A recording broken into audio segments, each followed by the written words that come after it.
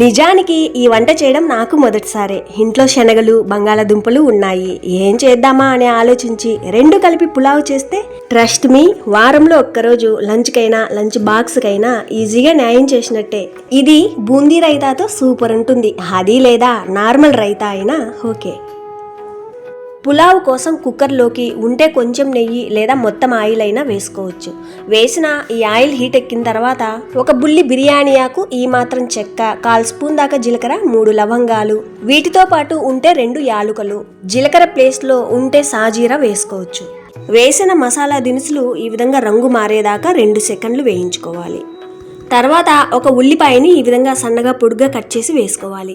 వేసిన ఈ ఉల్లిపాయ ముక్కల్ని కొంచెం మెత్తబడేదాకా వేయించుకోవాలి మీడియం ఫ్లేమ్లో.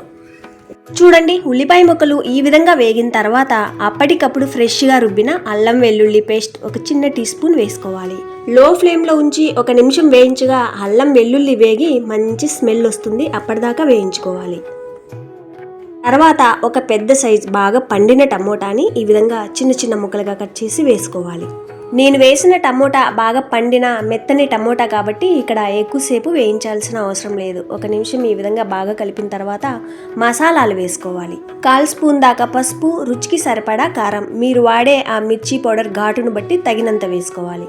1/4 స్పూన్ దాకా గరం మసాలా, 1/4 స్పూన్ దాకా ధనియాల పొడి, రుచికి సరిపడా సాల్ట్, ఒక చిన్న స్పూన్ కసూరి మేతిని ఈ విధంగా నలిపి వేసుకోవాలి. నేను ఇక్కడ వేసిన టమోటా కానీ ఉల్లిపాయ కానీ తర్వాత వేసిన మసాలాలన్నీ కూడా ఒక పెద్ద గ్లాస్ రైస్కి అయితే సరిపోతాయి. గ్లాస్ కొలత 250 గ్రామ్స్ అనమాట.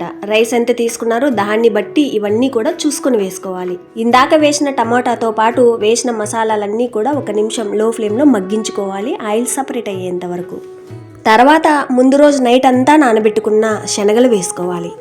ఏ కప్పుతో అయితే రైస్ తీసుకున్నారో అదే కప్పుతో 1/4 కప్పు కానీ లేదా సగం కప్పు కానీ శనగలు వేసుకోవచ్చు. వేసిన శనగల్ని వేయించాల్సిన అవసరం లేదు. మసాలాలు కలిసేలా ఈ విధంగా బాగా కలిపి ఆ శనగలు ఉడకడానికి సరిపడా నీళ్లు వేసుకోవాలి. శనగలు ఎంత తీసుకున్నారో అంతే నీళ్లు వేసుకోవాలి. 1/4 కప్పు శనగలు తీసుకుంటే 1/4 కప్పు నీళ్లు, లేదా సగం కప్పు శనగలు తీసుకుంటే సగం కప్పు నీళ్లు వేసుకోవాలి. శనగలకి సమానంగా నీళ్లు వేసుకుంటే ఆ నీళ్లు చాలు శనగలు ఉడకడానికి. తర్వాత కుక్కర్ మూత పెట్టి చిన్న కుక్కర్లు అయితే లో ఫ్లేమ్లో 2 విజిల్స్, పెద్ద కుక్కర్లు అయితే మీడియం ఫ్లేమ్లో 2 విజిల్స్ పెట్టుకుంటే చాలు. అంటే శనగల్ని ఇక్కడ సగమే ఉడికించుకోవాలి, మిగిలిన సగం రైస్తో పాటు ఉడికించుకోవాలి కాబట్టి 2 విజిల్స్ చాలు. 2 విజిల్స్ రాగానే అలాగే వదిలేస్తే ఇంకా మెత్తగా అయిపోతాయి శనగలు అనేవి. ఆవిరి పోగానే వెంటనే కుక్కర్ మూత తీయాలి.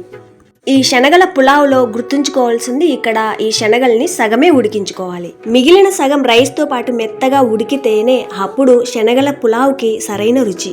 తర్వాత ఆలు ముక్కలు వేసుకోవాలి. వీటి సైజు మరీ చిన్నగా ఉండకూడదు, అలాగని మరీ పెద్దగాను లేకుండా ఈ విధంగా ఉండాలి, మీడియంగా. ఒకవేళ మరీ చిన్న చిన్న ముక్కలు వేసినట్టయితే రైస్తో పాటు ఉడికి మెత్తగా అయిపోతాయి. అట్లా అని మరీ పెద్ద ముక్కలు వేస్తే లోపల సరిగ్గా ఉడకవు. ఇక్కడ నేను వేసింది ఒక మీడియం సైజ్ బంగాళాదుంప. వేసిన ఈ బంగాళాదుంపల్ని కూడా ఎక్కువసేపు వేయించిన అవసరంలా మసాలాలో కలిసేలా ఈ విధంగా బాగా కలిపేస్తే సరి. తర్వాత రైస్ ఎంత తీసుకున్నామో దాన్ని బట్టి నీళ్లు వేసుకోవాలి. 1 కప్పు రైస్కి 2 కప్పుల నీళ్లు. ఆల్రెడీ 1/4 కప్పు శనగలు ఉడికించడానికి వేసాం కాబట్టి అవి మైనస్ చేసి వేసుకోవాలి. తర్వాత ఫ్రెష్గా సన్నగా తరిగిన కొత్తిమీర వేసి నీళ్ళు అనేది ఏ మాత్రము పడకుండా 30 నిమిషాలు నానబెట్టుకున్న రైస్ వేసుకోవాలి. ఇక్కడ కావాలంటే బాస్మతి రైస్ అయినా వేసుకోవచ్చు.